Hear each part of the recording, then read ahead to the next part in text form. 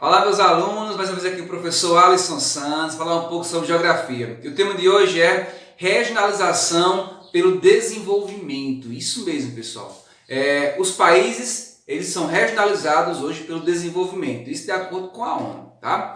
Antes, nós tínhamos aí, por conta do processo de industrialização no século XX, tá? Um desenvolvimento, ou melhor, uma regionalização entre ricos e pobres, tá? Entre países ricos e pobres. Onde os países ricos eram os países centrais, certo? Onde tinha a decisão econômica, a industrialização, e os países pobres, por sua vez, eles tinham aí países periféricos, certo? E países que ficaram um pouco industrializados ou eram dependentes econômicos daqueles grandes países, tá? E tinha também a população com uma vida precária, tá certo? Então, esse tipo de regionalização ele foi altamente criticado porque ele era muito simplista, certo? Ele era muito generalista. Esse tipo de regionalização ela era pouco utilizado no caso, então tinha poucos dados. Então, por conta disso, a ONU, a Organização das Nações Unidas, fez uma nova regionalização, dividindo os países em países maior desenvolvido,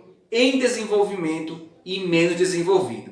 Vale destacar que os países em desenvolvimento, há também uma subdivisão entre eles, que são os países emergentes, tá ok? Então vamos lá, os países com maior desenvolvimento, ele possui, a maior parte deles estão na Europa, tá certo? Canadá, Estados Unidos, Japão, certo? Austrália e Nova Zelândia, certo? Quais são as características dele?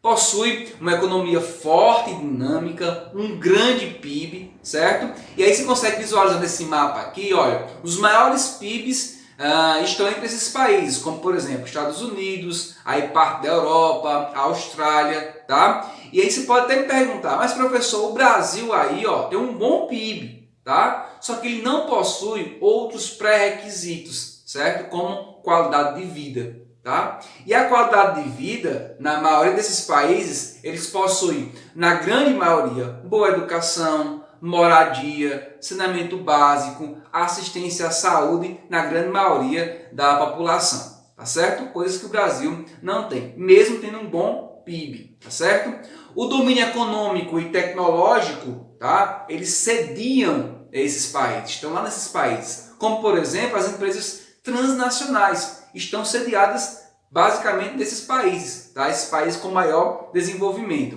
E investe também em pesquisa científica, tá? Agora, é importante observar que nem todos os países possuem uma homogeneidade, são iguais quanto a essas questões, tá, pessoal? Eles possuem algumas diferenciações.